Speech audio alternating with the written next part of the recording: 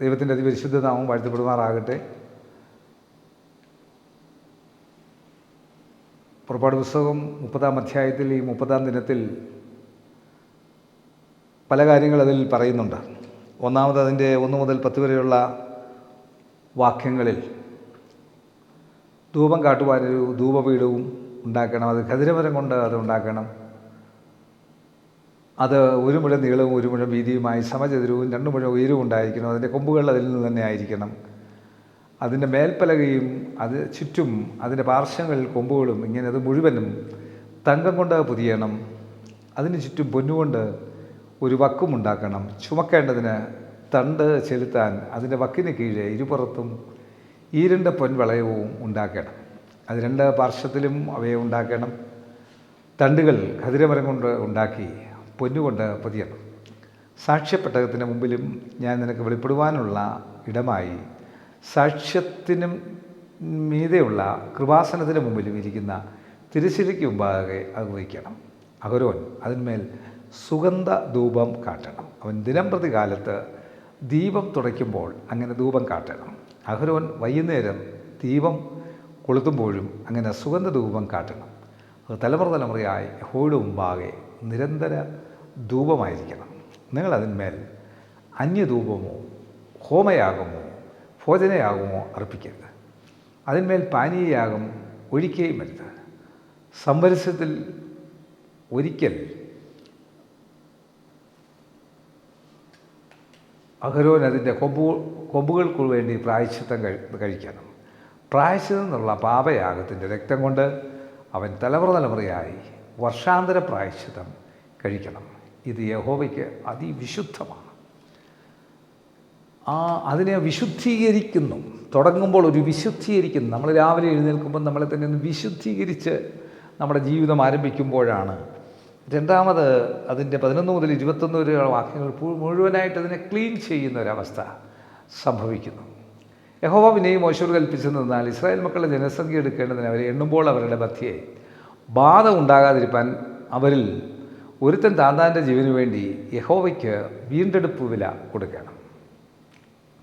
എണ്ണപ്പെടുന്നവരുടെ കൂട്ടത്തിൽ ഉൾപ്പെടുന്ന ഏവനും വിശുദ്ധ മന്ദിരത്തിലെ തൂക്കപ്രകാരം 1/2 ശേക്കൽ കൊടുക്കണം. ശേക്കൽ എന്നതിന് 20 ഗേര. ആ 1/2 ശേക്കൽ യഹോവയ്ക്ക് വഴിപാടായിരിക്കണം. എണ്ണപ്പെടുന്നവരുടെ കൂട്ടത്തിൽ 20 വയസ്സും അതിന് മീതെയുള്ളവനെല്ലാം യഹോവയ്ക്ക് വഴിപാട് കൊടുക്കണം. നിങ്ങളുടെ ജീവന് വേണ്ടി പ്രായശ്ചിത്തം കഴിപ്പാൻ നിങ്ങൾ യഹോവയ്ക്ക് വഴിപാട് കൊടുക്കുമ്പോൾ ധനവാൻ 1/2 ശേക്കലിലധികം കൊടുക്കരുത്. ദരിദ്രൻ കുറച്ച് കൊടുക്കുകയും വരുത്. ഈ പ്രായശ്ചിത്ത ദ്രവ്യം ഇസ്രായേൽ മക്കളോട് വാങ്ങി സമാഗമന കൂടാരത്തിൻ്റെ ശുശ്രൂഷയ്ക്കായി കൊടുക്കണം. നിങ്ങളുടെ ജീവന് വേണ്ടി പ്രായശ്ചിത്തം കഴിക്കേണ്ടതിന് അത് യഹോവയുടെ മുമ്പാകെ ഇസ്രായേൽ മക്കൾക്ക് വേണ്ടി ഒരു ജ്ഞാപകമായിരിക്കണം. യഹോവ പിന്നെയും മോശയോട് കൽപ്പിച്ചത് എന്തെന്നാൽ കഴുകേണ്ടതിന് ഒരു താമ്രത്തൊട്ടിയും അതിനൊരു താമ്രക്കാലും ഉണ്ടാക്കണം. വീണ്ടെടുപ്പ് വില, അറ്റോൺമെൻറ്റ് മണിയെപ്പറ്റിയാണ് പറയുന്നത്. അടുത്തതാണ് ശുദ്ധീകരിക്കേണ്ടുന്ന കാര്യം. നമ്മൾ കൊടുക്കണം, ദൈവസന്നിധിയിൽ അർപ്പിക്കേണ്ടത്. അവിടെ ധനവാനും ദരിദ്രനും ഒരുപോലെ ദൈവസന്നിധിയിൽ അവനുള്ളത് കൊടുക്കണം. കോമണായിട്ട് എല്ലാവരുടെയും പ്രായശ്ചിത്തം എല്ലാവരുടെയും കൂടെ ഒരു കൂട്ടായ്മയിൽ ഉണ്ടാകണം എന്നാണ് ഇതുകൊണ്ട് ഉദ്ദേശിക്കുന്നത്. ആ 16 മുതൽ ഉള്ള വാക്യങ്ങൾ 17 മുതലുള്ള 21 വരെയുള്ള വാക്യങ്ങളിൽ നമുക്ക് കാണാൻ സാധിക്കുന്നത് ആ വിശുദ്ധീകരിക്കുന്ന കാര്യമാണ്. കഴുകേണ്ടതിന് ഒരു താമ്രത്തൊട്ടിയും അതിനൊരു താമ്രക്കാലും ഉണ്ടാക്കണം. അതിന് സഹാനുകൂടാരത്തിൻ്റെ യാഗപീഠത്തിന് മധ്യേ വെച്ച് അതിൽ വെള്ളമൊഴിക്കണം. അതിങ്കൽ അഹരോനും അവൻ്റെ പുത്രന്മാരും കൈയും കാലും കഴുകണം. അവർ സമാഗമന കൂടാരത്തിൽ കിടക്കുകയോ യഹോവയ്ക്ക് ദഹനയാഗം കഴിക്കേണ്ടതിന് യാഗപീഠത്തിങ്കൽ ശുശ്രൂഷിപ്പാൻ ചെല്ലുകയോ ചെയ്യുമ്പോൾ മരിക്കാതിരിക്കേണ്ടതിന് വെള്ളം കൊണ്ട് കഴുകണം. അവർ മരിക്കാതിരിക്കേണ്ടതിന് കൈയും കാലും കഴുകണം. അതവർക്ക് തലമുറയായി എന്നേക്കുമുള്ള ചട്ടം ആയിരിക്കണം. അതുകൊണ്ട് ആ കാണുന്നതായുള്ള അനുഭവത്തിൽ നമ്മൾ ശുദ്ധീകരിക്കപ്പെട്ട സ്വഭാവത്തോടുകൂടി ദൈവസന്നിധി ചെല്ലാൻ സാധിക്കണം. ഈ നോമ്പുകാലത്ത് നമ്മളെ തന്നെ വിശുദ്ധീകരിക്കുന്നവരായി തീരുവാൻ നമ്മൾക്ക് സാധിക്കണം. അത് 22 മുതൽ 33 വരെയുള്ള വാക്യങ്ങളിൽ ആ സുഗന്ധ ഉള്ള അനുഭവം പരത്തുന്ന ഒരു അനുഭവത്തിലേക്ക് നമ്മൾ വരുവാനായിട്ട് സാധിക്കും.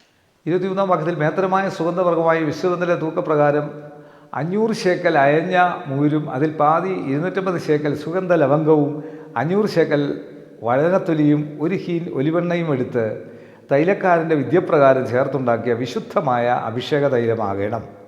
അത് വിശുദ്ധമായ അഭിഷേക തൈലമായിരിക്കണം. അതിനാൽ നീ സമാഗമന കൂടാരവും സാക്ഷ്യപ്പെട്ടവും മേശയും അതിൻ്റെ ഉപകരണങ്ങളൊക്കെയും നിലവിളക്കും അതിൻ്റെ ഉപകരണങ്ങളും ധൂപപീഠവും ഹോമയാഗപീഠവും അതിൻ്റെ ഉപകരണങ്ങളൊക്കെയും തൊട്ടിയും അതിൻ്റെ കാലും അഭിഷേകം ചെയ്യണം. അവ അതിവിശുദ്ധമായിരിക്കേണ്ടതിന് അവയെ ശുദ്ധീകരിക്കണം. അവയെ തൊടുന്നവനൊക്കെയും വിശുദ്ധനായിരിക്കണം. അഹരോനെയും അവൻ്റെ പുത്രന്മാരെയും എനിക്ക് പുരോഹിത ശുശ്രൂഷ ചെയ്യേണ്ടതിന് നീ അഭിഷേകം ചെയ്ത് ശുദ്ധീകരിക്കണം. അപ്പോൾ ഇത് പറയുമ്പോൾ ആ ശുദ്ധീകരണത്തിൻ്റെ പ്രക്രിയ പറയുമ്പോൾ ആ ശുദ്ധീകരണത്തിലാണ് പറയുന്നത്. വീണ്ടും പറയുകയാണ് 31-ാം വാക്യത്തിൽ, ഇസ്രായേൽ മക്കളോട് നീ പറയേണ്ടതെന്നാൽ ഇത് നിങ്ങളുടെ തലമുറകളിൽ എനിക്ക് വിശുദ്ധമായ അഭിഷേക തൈലമായിരിക്കണം. അത് മനുഷ്യൻ്റെ ദേഹത്തിന്മേൽ ഒഴിക്കരുത്. അതിൻ്റെ യോഗപ്രകാരവും അതുപോലെയുള്ളതും നിങ്ങൾ ഉണ്ടാക്കുകയും അരുത്. അത് വിശുദ്ധമാകുന്നു.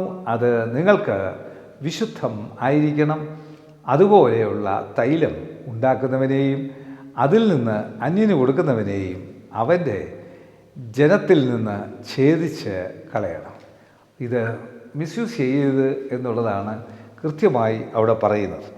34 മുതൽ 38 വരെയുള്ള വാക്യങ്ങളിൽ അത് നിർമ്മലവും വിശുദ്ധവുമാണ് എന്നുള്ളത് പറയുകയാണ്. 34-ാം വാക്യത്തിൽ യഹോവ പിന്നെയും മോശയോട് കൽപ്പിച്ചതെന്നാൽ നീ നറുംപശ, ഗുൽഗുലു, ഹൽബാന പശ എന്നീ സുഗന്ധവർഗവും നിർമ്മല സാമ്പ്രാണിയും എടുക്കണം. എല്ലാം ഒരുപോലെ തൂക്കമായിരിക്കണം. അതിൻ്റെ ഉപ്പും ചേർത്ത തൈലക്കാരൻ്റെ വിദ്യപ്രകാരം നിർമ്മലവും വിശുദ്ധവുമായ ധൂപവർഗമാക്കണം. നീ അതിൽ ഏതാനും ഇടിച്ച് പൊടിയാക്കി എന്നാൽ നിനക്ക് വെളിപ്പാടുവാനുള്ള സമാധാന കൂടാരത്തിൽ സാക്ഷ്യത്തിന് മുമ്പാകെ വയ്ക്കണം.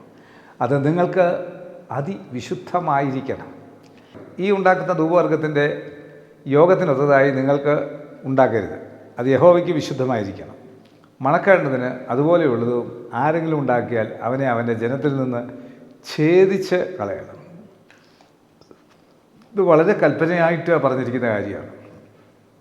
അതിനെ പൂർണ്ണമായി പറയുമ്പോൾ ആ ആരാധനയുടെ മഹത്വത്തിൽ നമ്മൾ ചെല്ലുമ്പോൾ എങ്ങനെയാണ് ആരാധന, ദൈവസന്നിധിയിലുള്ള ആരാധന എങ്ങനെയാണെന്ന് വളരെ കൃത്യമായിട്ട് ഇവിടെ പറയുന്നുണ്ട്. അവിടെ ധൂപം വീണ്ടെടുപ്പ് വില കൊടുത്ത് നമ്മളെ ക്ലീൻ ചെയ്ത് അത് മധുരമായി നിർമ്മലീകരിച്ച് വിശുദ്ധീകരിക്കുന്നതാണ് ആരാധന. അപ്പോൾ ഈ 5 പൊസിഷനിലൂടെ ഈ വാക്യങ്ങളിലൂടെ കടന്നു പോകുമ്പോൾ ഈ നോമ്പ് കാലഘട്ടങ്ങളിൽ അപ്രകാരം നമുക്കൊരു ശുദ്ധീകരണ പ്രക്രിയ നമ്മുടെ ജീവിതത്തിൽ ഉണ്ടാകുവാൻ ദൈവം തമ്പുരാൻ സഹായിക്കട്ടെ. കർത്താവേ, പരിശുദ്ധ പിതാവേ, ഈ വചനം കാണുകയും കേൾക്കുകയും വായിക്കുകയും ചെയ്യുന്ന എല്ലാവർക്കും ദൈവത്തിൻ്റെ കൃപയുടെ ശക്തി നൽകി വിശുദ്ധീകരിച്ച് നിർമ്മലീകരിച്ച് സുഗന്ധമാക്കി ലോകത്തിന് മുൻപിലാക്കി തീർക്കുവാൻ സഹായിക്കണമേ. കാണുന്ന കേൾക്കുന്ന എല്ലാ കുടുംബങ്ങളെയും അനുഗ്രഹിച്ചാട്ട് ദൈവത്തിൻ്റെ അത്ഭുതകരങ്ങളിൽ നിങ്ങളെ ഏൽപ്പിക്കുന്നു. കർത്താവ് നിങ്ങളെ അനുഗ്രഹിച്ച് കാക്കട്ടെ. കർത്താവ് തരത്തിൽ പ്രസാദം ഉയർത്തി അനുഗ്രഹിക്കുമാറാകട്ടെ. ഇങ്ങനെ പിതാവും പുത്രനും പരിശുദ്ധാത്മാവും എന്ന ത്രിയേക ദൈവത്തിൻ്റെ നിരന്തര സാന്നിധ്യ സഹായം, അനുഗ്രഹങ്ങളും നന്മകളും വാഴുകൾ പ്രാർത്ഥനത്തെ എല്ലാ കാര്യങ്ങളുടെ മേൽ, ഈ കാണുന്ന കേൾക്കുന്ന എല്ലാവരുടെ മേൽ, അവരുടെ കുടുംബങ്ങളുടെ മേൽ, അവരുടെ ആവശ്യങ്ങളുടെ മേൽ അനുഗ്രഹിച്ച് വഴി നടത്തുമാറാകട്ടെ. ആമേൻ. God bless U.